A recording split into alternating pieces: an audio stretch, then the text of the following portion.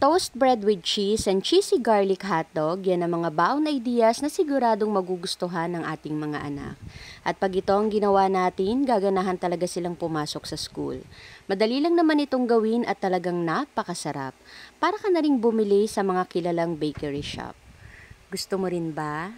Tara, luto tayo. Unahin na nating lutuin dito yung toast bread with cheese at ito yung mga ingredients na kakailanganin natin. Gagamit tayo dito ng sliced bread, then lagyan natin ito ng condensed milk, mga 1/2 to 1 tablespoon. Then lagyan natin ito ng softened butter at yung last ingredients na ilalagay natin dito ang quick melt cheese. Any brand po ay po pwede at sa pagluluto naman ito ay napakadali lang. Ilagay lang natin ito sa pan at dapat mahinang apoy lang ang gamit natin dito. Takpan lang natin ito at hintayin lang natin na mag-melt yung cheese, then okay na po yan. At kung gaano karami po yung lulutuin ninyo, ay nasa sa inyo na po yan. Ito kasing ginawa ko ay pambaon ng aking mga anak. At ganun lang kadali, meron na tayong napakasarap na toast bread with cheese. Promise, napakasarap nito. At yung next na lulutuin natin ay ang cheesy garlic hotdog. Napakadali lang po nitong gawin.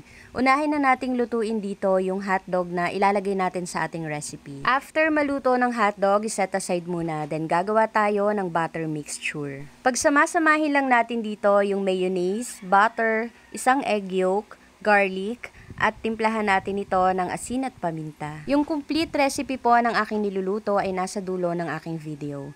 Haluin lang natin ito hanggang sa ma-well combine na lahat ng mga ingredients. At sa paggawa ng ating cheesy garlic hotdog, kakailanganin din natin dito ng sliced bread. Then ilagay natin sa gitna yung hotdog na pinirito natin kanina at lagyan natin ito ng toothpick na pangsara. Ito palang ginagawa natin ay hindi lang baon ideas kasi pwede rin itong gawing merienda ng ating mga anak.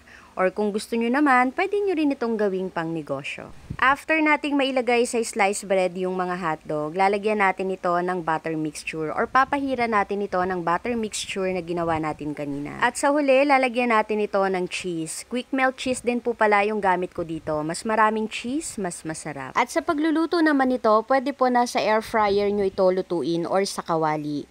Pag sa air fryer, lutuin po ito for 10 minutes sa 150 degrees. Pag sa kawali naman po, mahinang apoy lang yung gamit natin, then takpan. Mga 5 to 7 minutes lang lutuin or hanggang sa mag-melt din yung cheese. At ganun lang kadali, meron na tayong mga masasarap na baon na ideas na pwede ring merienda ng ating mga anak. Gusto mo rin ba? Tara, kain tayo.